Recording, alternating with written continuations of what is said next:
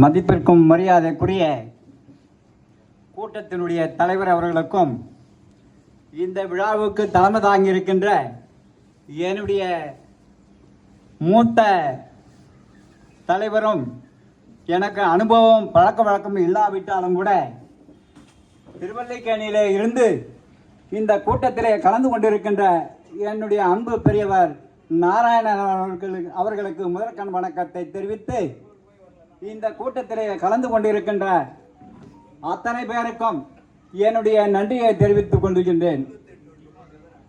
அதாவது இந்த கூட்டம் எதற்காக கூட்டப்பட்டது என்று சொன்னாலே உண்மையை சொல்லுகின்ற ஒரு வார்த்தை. இன்று அண்ணாதுரையினுடைய அவருடைய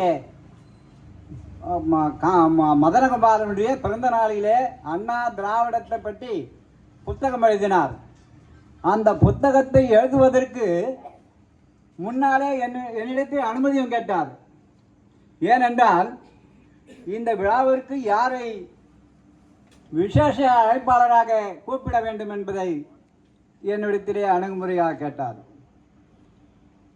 அதற்கு முன்னாள் சட்டமன்ற உறுப்பினரும் வருங்கால அமைச்சருமான அண்ணன் தன்சிங் அவர்களைத்தான் கூப்பிட வேண்டும் என்று நான் கட்டளையிட்டேன். இதற்கு முன்னாலே பேசிய சூப்பரண்ட் ஆஃப் போலீஸ் எக்ஸ் அவர்கள் நல்ல விளக்கமாக சொன்னார்கள். அவர்களுக்கு என்னுடைய முதற்கண் வணக்கத்தை தெரிவித்துக் கொள்ளுகின்றேன். ஏனென்று சொன்னால் புள்ளி விவரத்தோடு அவரை பற்றி அம்மாவிடத்தில் பேசுகின்றதை போல எப்படியெல்லாம் நடந்து கொண்டார் என்பதை பற்றி புள்ளி விவரமாக பேசியவர். நல்ல பேச்சு திறமை அவருக்கு. போலீஸ் டிஎஸ்பி என்று சொன்னால் நிச்சயமாக இப்படித்தான் இருக்க வேண்டும் என்பது என்னுடைய நானும் பல அரசியல் கூட்டங்களிலே பேசியிருக்கின்றேன். நான் சந்திரசேகர்ஜியினுடைய தீவிர ஆதரவாளர். சந்திரசேகர்ஜியினுடைய தீவிர ஆதரவாளர் என்று சொன்னால் அவர் சோசியலிஸ்ட் கட்சியை சேர்ந்தவர், இளந்துருக்கிய தலைவர். 1975 ராஜநாராயணன் இந்திரா காந்தியை பற்றி அலகாபாத் கோர்ட்டிலே கேஸ் தொடர்ந்த பிறகு அந்த அம்மையார் 1975 தீர்ப்பு வருகிறது 10வது மாதத்திலே. அதற்கு அந்த தீர்ப்பு அலகாபாத் கோர்ட் தீர்ப்பு சொன்ன பிறகு அதற்கு பாராளுமன்றத்திலே முதல் குரல் கொடுத்தவர் திரு சந்திரசேகர் என்பதை நான் மறந்துவிட மாட்டேன் என்பதை இந்த கூட்டத்தினுடைய வாயிலாக கூறிக்கொள்ள ஆசைப்படுகின்றேன். அது மட்டுமல்ல, விமான நிலையத்திலே சந்திரசேகர்ஜி பிரதமராக இருக்கின்ற பொழுது சுற்றுப்பயணம் ஜீப்பிலே பிரயாணம் செய்து கொண்டு வருகிறார். அந்த நேரத்தில் நானும் கோபிநாதனும் பாரதிபுரத்திலே முன்னாள் கவுன்சிலர் சலீமும் அருகாமையிலே நின்று கொண்டிருக்கின்றோம். அந்த பகுதியிலே அம்மையார் அவர்கள் 10 சேலை கட்டிக்கொண்டு எங்கள் அருகாமையில் இருந்தார்கள். சந்திரசேகர்ஜி அவர்கள் கையசைத்து காண்பித்தார்கள். நாங்கள் கண்கூடாக 3 பேரும் இருக்கின்றோம். அந்த கண்கூடான காட்சியை பார்த்தவர்கள் நாங்கள். இன்றைக்கு பல அரசியல் கூட்டங்களிலே பல பிரதமர்களை சந்தித்தவன் நான். திரு மொராஜி தேசாயினுடைய தீவிர ஆதரவாளர். மொராஜி தேசாய் எந்த நேரத்திலே விமான நிலையத்திலே வருகின்றார் என்று சொன்னால் அது தினமணி பத்திரிகையிலே தான் ஒரு வாரத்துக்கு முன்னாலே அறிவிப்பு வரும். அந்த பத்திரிகையின் வாயிலாக நாங்கள் விமான நிலையம் சென்று அவருக்கு கதர் சாலை அணிவிக்கின்ற பொழுது நமக்கு பத்திரிகை துக்ளக் ஆசிரியனுடைய அவர்கள் எங்களுக்கு பின்னாலே வந்திருப்பார். அதாவது மொராஜி தேசாய்க்கும் சந்திரசேகர்ஜிக்கும் கண்டிப்பாக அந்த துக்ளக் ஆசிரியர் அவர்கள் விமான நிலையத்திலே வந்து ஒரு 10 நிமிடங்கள் உள்ளே நாங்கள் நுழைவரையில் இருப்போம். அப்போ 5 ரூபாய் நுழைவு சீட்டு. அப்போ என் கூட கோபிநாதன் கூட வருவார். பல பேர் நாங்கள் செல்வோம். ஏன் இதை சொல்லுகிறேன் என்று சொன்னால் 1975 பாராளுமன்றத்திலே திருமதி இந்திரா காந்தி அம்மையார் பிரதமராக இருந்த பொழுது நம்முடைய நாடு ஜனநாயக நாடு என்று சொல்லி இந்த ஜனநாயக நாட்டிலே ஒரு பிரதமராக இன்றைக்கு ஏன் குறிப்பிடுகிறேன் என்று சொன்னால் சாதாரண ஒரு பதவியில் இருக்கக்கூடியவர்கள் கூட ஒரு பதவியில் இருந்து விலக மாட்டேங்கிறாங்க. ஆனால் நம்முடைய இந்திய நாடு ஒரு ஜனநாயக நாடு. இந்த ஜனநாயக நாட்டிலே ராஜநாராயணன் தொடர்ந்த வழக்கு தேர்தலிலே தோல்வியடைந்ததாக அறிவிக்கப்பட்ட உடனேயே பாராளுமன்றம் சென்று உன்னுடைய பதவியை ராஜினாமா செய் என்று திரு சந்திரசேகர்ஜி அவர்கள் வேண்டுகோள் விடுக்கின்றார். அப்பொழுது ஜனாதிபதியாக இருக்கின்ற பிவி கிரி அவர்கள், அதாவது இந்திரா காந்தி மௌனம் சாதித்தார்.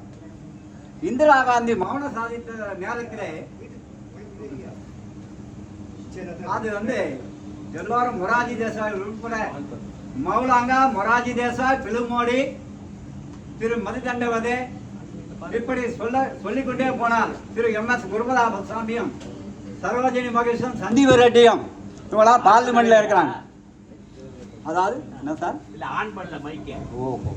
சந்தீப் ரெட்டியும் பாராளுமன்றத்தில் இருக்கின்றார்கள். அப்படி மொராஜி தேசாய் கூட SK பாட்டீலும் திரு தேவிலால் போன்றவர்களும் நிறைய பேர் சொல்ல வேண்டும் என்று சொன்னால் தமிழகத்திலே இருந்து பெருந்தலைவர்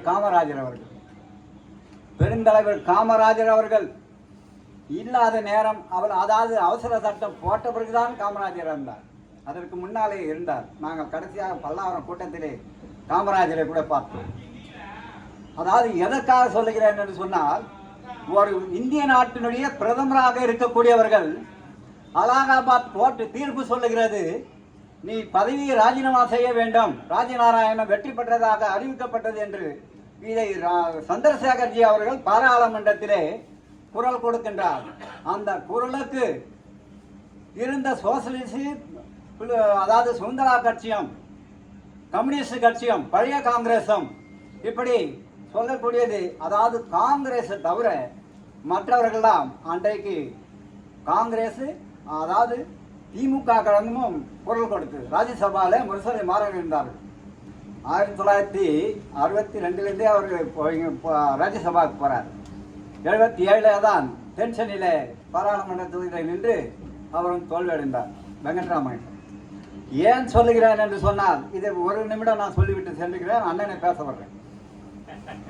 ஒரு இந்திய நாட்டினுடைய பிரதமராக இருக்கக்கூடியவர்கள் எவ்வளவோ கட்டளை எழுதலாம்.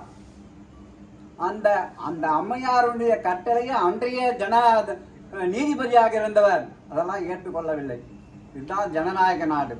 நீதி கிடைத்தது என்று சொன்னால் அந்த காலம் அவருக்கு தீர்ப்பு வழங்கப்பட்டது. ஆனால் பாராளுமன்றத்திலே இவர்கள் கொடுத்த குரலுடைய காரணமாக அன்றைக்கு அவசர சட்டம் போடப்பட்டது. அந்த நைட்டே ஜனாதிபதி கையெழுத்து போட்டு ஒப்புதல் கொடுத்தார். அவசர சட்டம் கொண்டு வந்தார்கள். எல்லா தலைவர்களும் பிடித்தார்கள். 1976 சென்று 77 பொது தேர்தலிலே அம்மையார் தோல்வியடைந்தார்கள் என்பதை கூறிக்கொண்டு, வருங்காலத்திலே தன்சிங்கன் 22 வருஷம் நான் கலெக்டர் ஆஃபீஸுக்கு பள்ளிக்கூடத்துக்கு பற்றி ஒரு விளையாட்டு மைதானம் வேணும்னு சொல்லிட்டு எழுதியிருந்தார். அப்போதைக்கு வேற ஒரு சேர்மன் இருந்தார், நம்முடைய நண்பர் தான். அவர் வேற ஒரு சேர்மன் இருந்ததுனால நம்ம பேச்சை கேட்க மாட்டாருன்னு நான் செவிசாய்க்கிறேன். ஆனால் அண்ணன் சட்டமன்ற உறுப்பினராக வந்தார், நிசார் பாய் தலைவராக இருந்தார். அந்த நேரத்தில் நான் வீட்டில் உட்கார்ந்துருக்கும்போது அந்த ஒரு ஏக்கர் 14 சென்ட் நினைக்கிறேன், 44, 14 அதை விளையாட்டு மைதானத்துக்கு வேணும்னு நான் ஸ்கூலுக்கு வேணும்னு எழுதியிருந்தேன். இதை கேள்விப்பட்ட உடனே அவர் சட்டமன்ற உறுப்பினராக ஆன பிறகு என்னிடத்திலே ஆள் விட்டு அனுப்பி கூப்பிட்டு போய் என்னன்னா இது மாதிரி தகவல் இருக்கு, என்ன வேணும், எப்படி செய்யலாம்னு கேட்டார். ஆலோசனை. ஏன்னா அவர் பதவியில் இருக்காரு, எதை வேணாலும் செஞ்சுக்கலாம், ஆளுங்கட்சி இருந்தாலும் ஒரு முக்கியமான ஒரு பிரச்சனைகளுக்கெல்லாம் அணுகுமுறை முக்கியம். அப்படி இந்த அணுகுமுறையிலே வருங்கால அமைச்சர் என்று சொன்னால் நிச்சயமாக அமைச்சராகக்கூடிய ஒரு வாய்ப்பு 100க்கு 100% அவருக்கு இருக்கிறது. அவர் தேர்தலிலே அவருடைய கட்சி சார்பாக வேட்பாளராக அறிவிக்கப்பட்டன. என்னுடைய வைப்பு தொகையாக 5 லட்சம் ரூபாய் அவருக்கு நிச்சயமாக நான் தருவேன் என்று கூறி எனக்கு கூட்டத்திற்கு பேச வாய்ப்பு கொடுத்த தலைவர் அவர்களுக்கு நன்றி கூறி விடைபெறுகிறேன். ஜெய்ஹிந்த், வந்தே மாதரம்.